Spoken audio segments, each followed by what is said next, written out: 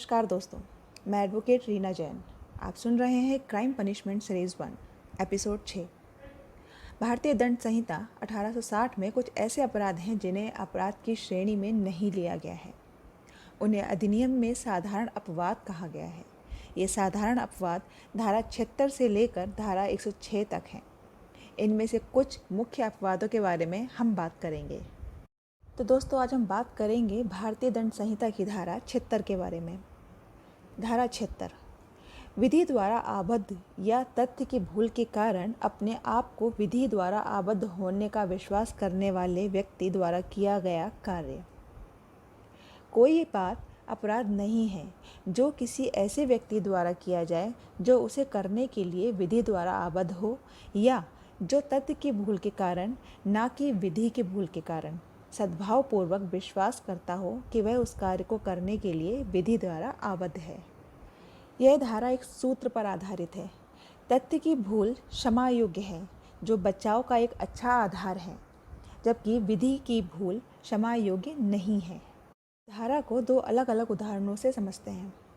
उदाहरण 1, विधि के समादेशों के अनुवर्तन में एक सैनिक ए ने अपने वरिष्ठ ऑफिसर के आदेश से भीड़ पर गोली चलाई। ए ने कोई अपराध नहीं किया। उदाहरण 2, न्यायालय का ऑफिसर ए न्यायालय के आदेश पर और सम्यक जांच के तत्पश्चात यह विश्वास करके कि सी को बी समझकर गिरफ्तार कर लेता है।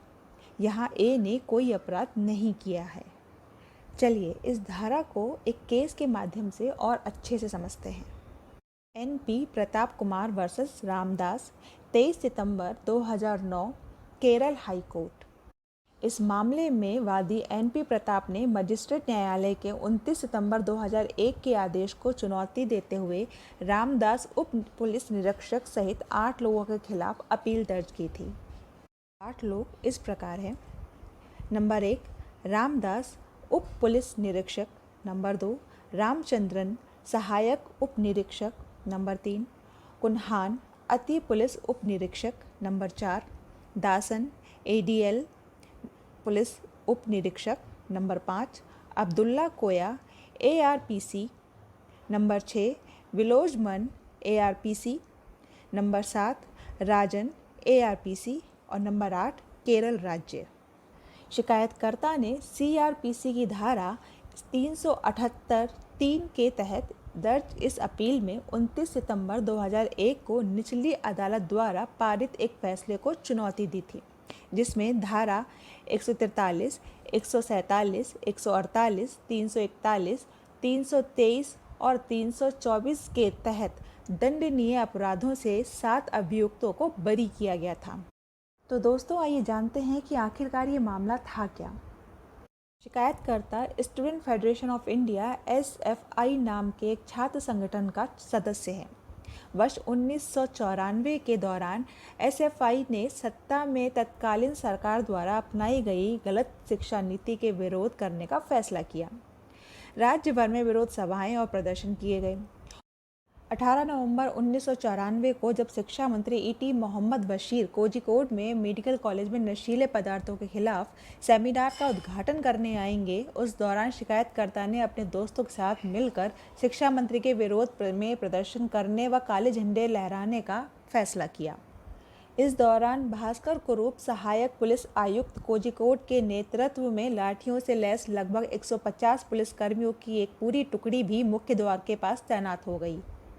शाम करीब जब 5:15 बजे शिक्षा मंत्री की कार गेट के सामने आई तो शिकायतकर्ता और उसके दोस्तों ने शांतिपूर्ण व अनुशासित तरीके से मंत्री के खिलाफ नारेबाजी की और अपने हाथों में काले झंडे लहराए। उस समय भास्कर कुरूप सहायक पुलिस आयुक्त ने अपने अधीनस्थ पुलिस अधिकारियों, जो आरोपी संख्या 2 से 8 हैं, को आदेश दिया कि वे शिकायतकर्ता व अन्य लोगों को उकसाकर उनकी पिटाई करें। सभी आरोपी पुलिस अधिकारियों ने शिकायतकर्ता व अन्य को गंभीर चोट पहुंचाने के अपने सामान्य उद्देश्य को आगे बढ़ाने के लिए एक गैर कानूनी जमावड़े का गठन किया था। भास्कर कुरूप के आदेश पर बाकी सभी अधिकारियों ने शिकायतकर्ता और एसएफआई के अन्य छात्रों को बेरहमी से लाठियों से पीटा और लात मारी। हालांकि घायल छात्रों के साथ साथ वहां मौजूद लोगों ने भी पुलिस अधिकारियों से प्रदर्शनकारियों की पिटाई बंद करने के लिए मिन्नतें की, लेकिन पुलिस अधिकारियों ने एक की भी नहीं सुनी। परिणाम स्वरूप शिकायतकर्ता व उसके दोस्त केपी प्रकाशन, इकमत, सुरेश, आज़ाद, हनीफा आदि को गंभीर चोटें आईं।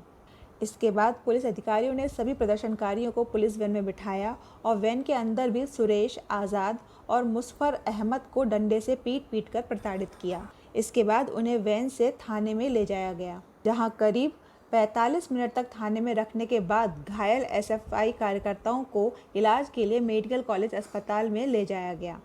शिकायतकर्ता की दाहिनी आंख में गंभीर चोट आई।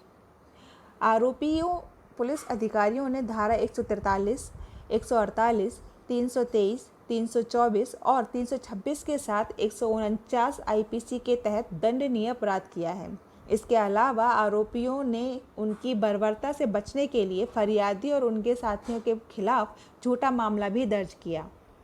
शिकायतकर्ता और उसके गवाहों के शपथ बयान दर्ज करने के बाद विद्वान मजिस्ट्रेट JFCM1 कोझिकोड ने सभी 8 अभियुक्तों के खिलाफ अपराधों का संज्ञान लिया।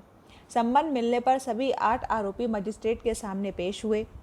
पहला आरोपी अर्थात भास्कर कुरूप, जो कोझिकोड के सहायक पुलिस आयुक्त थे, ने 1997 की CMP संख्या 5331 दायर की, जिसमें उन्हें इस आधार पर छुट्टी देने की मांग की गई थी कि उनके खिलाफ मुकदमा चलाने की मंजूरी CRPC की धारा 197 से प्राप्त नहीं की गई थी। उक्त आवेदन को मजिस्ट्रेट द्वारा खारिज कर दिया गया। तत्पश्चात A1 यानी कि भास्कर कुरूप ने सत्र न्यायालय कोझिकोड के समक्ष पुनरीक्षण में मामले को उठाया। कथित संशोधन को विद्वान मजिस्ट्रेट ने अनुमति दी थी और भास्कर कुरूप के खिलाफ मामला खारिज कर दिया। दोस्तों, केस के आगे के विवरण में आरोपी संख्या 2 से आरोपी संख्या 8 तक को A2 से A8 तक संबोधित किया गया है। दिनांक 26 मई 2000 को उपरोक्त अपराधों के लिए A2 से A8 तक के खिलाफ आरोप तय किया गया था। उक्त सभी आरोपियों ने उनके खिलाफ लगाए गए आरोप के लिए दोषी नहीं होने का अनुरोध करते हुए क्रिमिनल अपील की। 2002 में अपीलकर्ता को अपने मामले के समर्थन में सबूत पेश करने की अनुमति दी गई थी। अभियोजन पक्ष ने कुल मिलाकर 8 गवाहों को PW1 से PW8 तक के रूप में पेश किया और 9 दस्तावेजों को एक्ट के रूप में चिन्हित किया। अभियोजन साक्ष्य के बंद होने के बाद अभियुक्तों से धारा 313(1)B CRPC के तहत अभियोजन पक्ष के साक्ष्य के उनके खिलाफ दिखाई देने वाली आपत्तिजनक परिस्थितियों के संबंध में पूछताछ की गई। उन्होंने उन परिस्थितियों का खंडन किया और अपनी बेगुनाही बनाए रखी। A2 रामदास, जो पुलिस उप निरीक्षक थे, ने अदालत के समक्ष निम्नलिखित बयान दिया।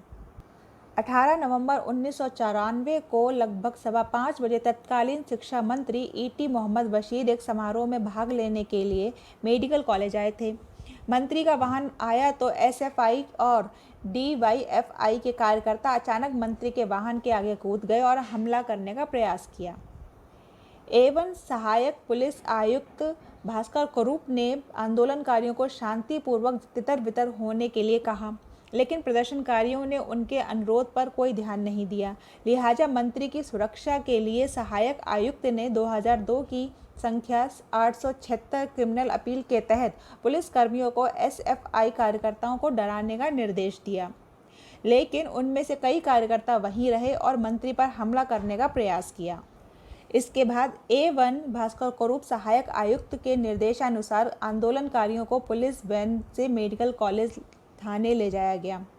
उन्होंने थाने में इस आशय की रिपोर्ट दर्ज कराई कि उन व्यक्तियों ने मंत्री को गलत तरीके से रोका और मंत्री के साथ मारपीट करने का प्रयास किया। उस रिपोर्ट के आधार पर मेडिकल कॉलेज पुलिस ने 15 व्यक्तियों के खिलाफ अपराध संख्या 245/1994 दर्ज किया था। मेडिकल कॉलेज पुलिस ने जांच पूरी कर उक्त 15 लोगों के खिलाफ आरोप तय किया था। हालांकि उस मामले के अभियुक्तों ने अपने राजनीतिक प्रभाव का इस्तेमाल करते हुए उक्त मामले को वापस ले लिया और अदालत ने भी इस मामले को अपनी फाइलों से हटा दिया था। A4 कुन्हान अति पुलिस उप निरीक्षक, मेडिकल कॉलेज पुलिस थाना व अन्य सभी ने यही बयान दिए।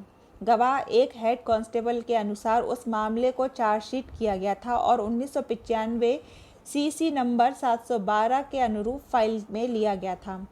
गवाह 2 मंत्री थे जिनकी कार को अवरुद्ध कर दिया गया था और कथित तौर पर प्रदर्शनकारियों द्वारा उन पर हमला किया गया था।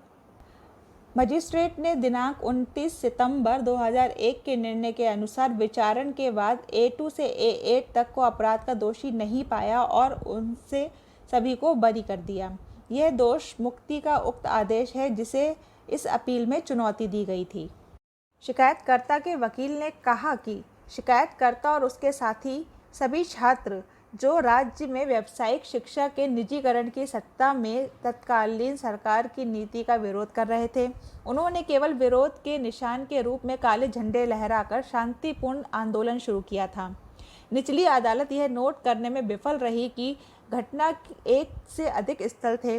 घटना का पहला भाग कोझिकोड के मेडिकल कॉलेज अस्पताल के गेट पर हुआ। घटना का दूसरा भाग पुलिस वैन के अंदर था तथा तीसरा भाग मेडिकल कॉलेज पुलिस स्टेशन जहां शिकायतकर्ता व अन्य घायल व्यक्तियों को हिरासत में लिया गया था। A1 भास्कर कुरूप ने जो उपदेश या आदेश दिया था वह लाठी चार्ज शुरू करने के लिए नहीं था, बल्कि हर आंदोलनकारी को पीटने के लिए था। यह एक गैर कानूनी जमाव को तितर-बितर करने का वैध निर्देश नहीं था। केरल हाईकोर्ट ने निर्णय सुनाते हुए कहा कि निचली अदालत ने अभियुक्त व्यक्तियों को मुख्य रूप से इस कारण से बरी कर दिया है कि अभियोजन पक्ष के कई गवाह भरोसेमंद नहीं थे और ये मानते हुए भी कि A2 से A8 तक सभी ने PW1 व अन्य को पीटा था, जबकि वे A1 सहायक पुलिस आयुक्त द्वारा दिए गए आदेश के पालन में काम कर रहे थे। साथ ही अभियोजन पक्ष ने शिकायत दर्ज करने में अत्यधिक देरी के बारे में भी नहीं बताया। केरल हाईकोर्ट ने कहा कि ट्रायल कोर्ट द्वारा पाया गया कि PW1 और उसके दोस्तों ने एक गैर कानूनी सभा का गठन किया था, जिसका सामान्य उद्देश्य सत्तारूढ़ सरकार के खिलाफ विरोध जताने की आड़ में मंत्री को गलत तरीके से रोकना था। साथ ही प्रस्तावित विरोध को मेडिकल कॉलेज के पड़ोस में पोस्टर लगाकर उचित प्रचार किया गया था। इसलिए पुलिस के घबराने की हर वजह थी। स्थिति का जायजा लेने और आंदोलनकारियों के आचरण के कारण सार्वजनिक शांति भंग न हो, यह देखने के लिए सहायक पुलिस आयुक्त द्वारा पुलिसकर्मियों की एक पूरी टोली को तैनात किया गया था। अपीलकर्ता ने भी यह स्वीकार किया है कि A2 से A8 तक ने दिए गए निर्देश पर काम किया था। A2 से A8 अपने वरिष्ठ अधिकारियों के आदेशों का पालन करने के लिए बाध्य थे और वरिष्ठों का आदेश एक गैर कानूनी आदेश नहीं था। इसलिए उनके कार्यों को IPC की धारा 76 द्वारा संरक्षित किया जाता है।